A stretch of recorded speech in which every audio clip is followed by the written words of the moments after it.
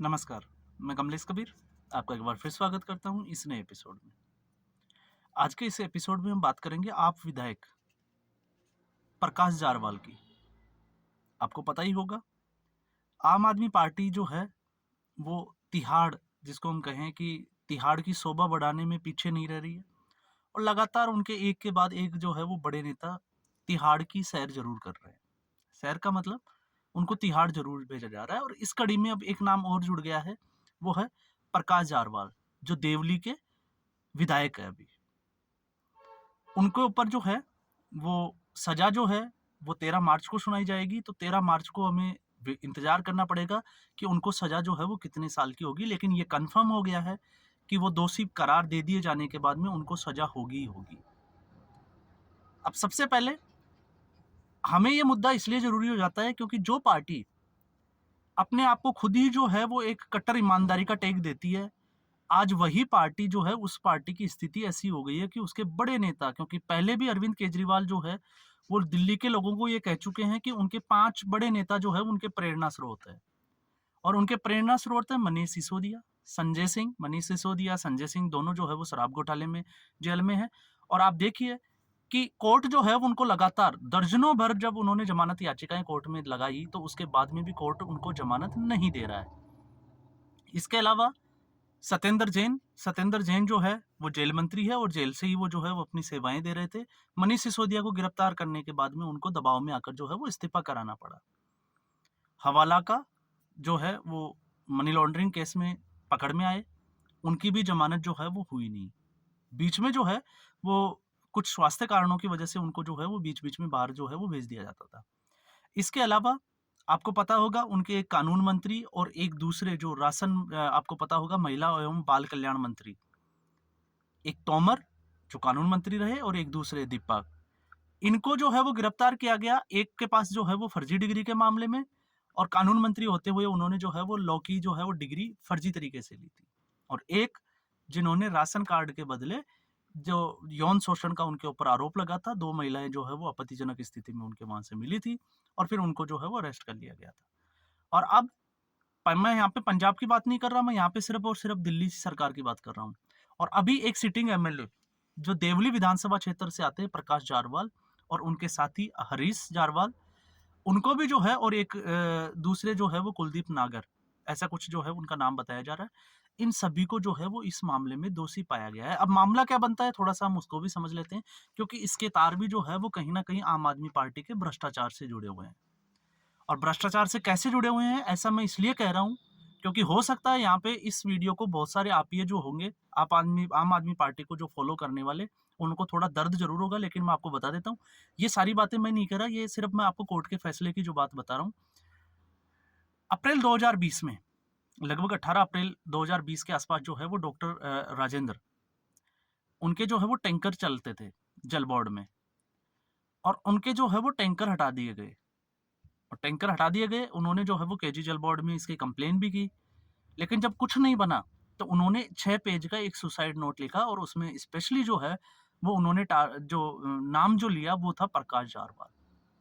कि प्रकाश जारवाल जो थे वो लगातार उनके ऊपर दबाव बना रहे थे और दबाव ये था कि वो हर 15 से 20 हजार रुपए उनके टैंकरों से जो है वो वसूली किया करते थे। लेकिन जब चुनाव सामने आ गए, चुनाव के नजदीक आने पे जो है वो लगातार उनके ऊपर दबाव बनाया गया। 50 से 60 हजार रुपए, 51 हजार से 71 हजार जो है उन्होंने एग्जैक्ट जो फिगर लिखा वो ये था कि 50 से 70 हजार रुपए जो है वो उनके वसूली किए जाने लगे। उनके ऊपर बहुत ज्यादा दबाव बना और दबाव में आके उन्होंने जो है वो सुसाइड कर लिया। अगले दिन उसी के आधार पे जो है वो एफआईआर होती है और एफआईआर में जो है वो प्रकाश जारवाल का नाम आता है, उनको अरेस्ट कर लिया जाता है। लेकिन उसके बाद में अगले महीने जून में जो है वो, सॉरी, मई के बाद जून में उनको जमानत मिल जाती है। ये था प्रकाश जारवाल का जो केस था। अब इसमें भ्रष्टाचार कैसे आपको समझ में आ गया क्या, वसूली का जो है वो आरोप लगता था। और अरविंद केजरीवाल जो है वो कट्टर ईमानदारी का जो है वो अपने आप को सर्टिफिकेट देते रहते हैं और अपने मंत्रियों को, लोगों को जो दागदार है, जो तिहाड़ की शोभा बढ़ा रहे हैं, उनके लिए कभी नोबेल प्राइज मांगते हैं, कभी किसी के लिए भारत रत्न की डिमांड कर देते हैं। वो तमाम तरह की चीजें भी आप लोगों ने देखी होगी। अब इसमें जो है जल बोर्ड की अगर हम बात करें तो जल बोर्ड का अगर हम बात लेते हैं, अभी आपको पता होगा जल बोर्ड में जो है वो दिल्ली के बहुत सारे घरों में जो बिजली के जो बिल दिए गए हैं वो किसी में लाख रुपए हैं, किसी में 3 लाख रुपए का बिल आया, किसी के 50,000 का बिल आया।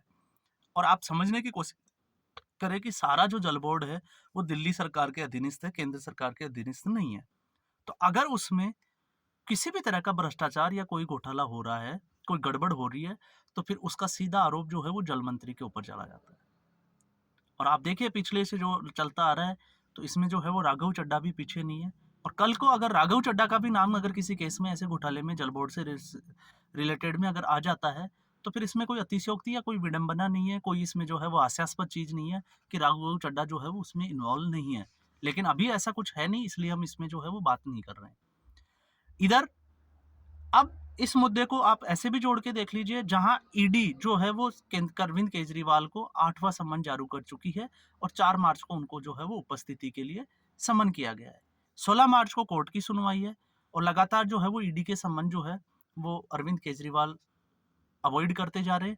और इस बार 7वां जब सम्मन उनको दिया गया था, 26 फरवरी उनकी जब तारीख थी, तो उन्होंने जो है एक जवाब जिसको ईडी को दिया, उसमें ये था कि आप कोर्ट का जो तारीख है उसका इंतजार क्यों नहीं कर सकते 16 मार्च। तो अब 8वां सम्मन जारी हो चुका है, तो आपको भी लग रहा होगा कि अरविंद केजरीवाल जो है वो 8वें सम्मन पे भी ईडी के दफ्तर में उपस्थित नहीं होंगे। ये बात थी उनकी नैतिकता की। लेकिन 13 मार्च को जब उनके की एक विधायक को तिहाड़ भेजा जाएगा और उसके 16 मार्च के बाद में कोर्ट में उनकी जो है वो तारीख, उनकी सुनवाई है। लेकिन इस बार बहाना क्या होगा, ये बड़ा इंपॉर्टेंट होगा, क्योंकि पिछली बार आपने देखा होगा बजट सत्र का नाम लेके अरविंद केजरीवाल ने कोर्ट की पेशी को जो है वो वर्चुअल पेशी के माध्यम से किया था। मतलब वो कोर्ट में भी उपस्थित नहीं हुए थे। इसके अलावा एक मामले में जो है वो केजरीवाल ने ध्रुव राठी का जो एक वीडियो शेयर किया था, उस मामले में वो पहले ही समझ चुके हैं और उनके ही वकील अभिषेक मनु सिंघवी जो कोर्ट में जाके उनकी तरफ से जो है वो गलती मान के और सॉरी बोलते हैं। तो एक और माफीनामा जो है उनके इसमें जुड़ जाता है। लेकिन अब बात ये आती है, क्या अरविंद केजरीवाल की पार्टी यहीं रुक जाएगी या इसके बाद में भी और घोटालों में उनके बड़े बड़े नेता जो है ऐसी हरकतों से जो है वो जनता के सामने एक्सपोज होते रहेंगे। अब बात आ जाती है मीडिया की, तो मीडिया में इस खबर को जो है उस लेवल तक नहीं दिखाया गया जिस लेवल तक इसको दिखाया जाना चाहिए था। और इसके पीछे वही आपको पता होगा, विज्ञापन मीडिया हम इसको जरूर बोलेंगे, क्योंकि बिजनेस, कोई भी मीडिया हाउस होता है उसका आप अगर देखोगे तो उनके जो मालिक होते हैं वो बिजनेस या कॉरपोरेट कराने से होते हैं, तो उनका मकसद होता है बिजनेस करना। और ऐसी स्थिति में दिल्ली सरकार जो है वो बड़े बड़े जो है इनको एडवर्टाइजमेंट देती है। और यही एक वजह है कि ऐसी खबरें जो है वो मीडिया में कुछ हद तक दबा दी जाती है। जो मीडिया हाउस जिनका जमीर ये कहता है कि नहीं ऐसी खबरें जो है वो प्रकाशित करनी चाहिए, वो इसमें जो है वो जोर शोर से जो है वो प्रकाशित भी करते हैं। लेकिन इस खबर को अगर आप देखोगे तो कल के दिन में जब ये वाकया हुआ, तो इसके अलावा किसी भी मीडिया हाउस में आपको बहुत बड़े लेवल पे इस खबर को दिखाया नहीं गया। जबकि प्रकाश जारवाल जो है वो अभी सिटिंग एमएलए हैं, अभी वो विधायक है देवली सीट से। और अगर देवली सीट से वो विधायक होते हुए अगर सीधा तिहाड़ में जाते हैं, तो फिर ये जो है वो तिहाड़ की शान में एक जो है वो तमगा और लग जाएगा, एक स्टार और लग जाएगा आम आदमी पार्टी के द्वारा। तो आने वाले दिनों में आम आदमी पार्टी जो है वो किस तरह के जो है वो बड़े बड़े जिसको हम कहें कि लगातार वो एक्सपोज होते जा रहे हैं। लेकिन ऐसे और कौन कौन से कारनामे जो है वो बाहर निकल के आ सकते हैं। तो इसमें कोई जो है वो बहुत बड़ा जिसको हम कहें कि नहीं ऐसा कुछ हो गया या वैसा कुछ हो गया, ऐसा कुछ जो है वो आम आदमी पार्टी की तरफ से नहीं है। लेकिन लोकसभा चुनाव में इसका कितना असर होगा इसका हमें पता चलेगा। दिल्ली जो लोकसभा की सीटें हैं उसमें जहां आम आदमी पार्टी ने कांग्रेस के साथ गठबंधन किया है, और कल ही के एक भगवंत मान के इंटरव्यू में भगवंत मान ने जो है वो भ्रष्टाचार के मुद्दे पे जब उनसे सवाल किया गया, तो उन्होंने कहा कि कांग्रेस जो है वो भ्रष्टाचारी पार्टी है। तो ऐसी स्थिति में दोनों पार्टियों का गठबंधन होने के बाद में आम आदमी पार्टी लोकसभा चुनाव में कितना प्रदर्शन अच्छा कर पाएगी या नहीं कर पाएगी, इससे अंदाजा होगा कि ये जो जितने भी जो अभी एक्सपोज हो रहे हैं आम आदमी पार्टी के जो नेता लगातार बार बार, उसका जो है वो मतदाताओं पे कितना असर होगा। तो आज के एपिसोड में बस इतना ही। आपका कोई सुझाव तो आप दे सकते हैं। और आपको अगर ये वीडियो पसंद आया, लाइक करें, शेयर करें और चैनल जरूर सब्सक्राइब करें। नमस्कार।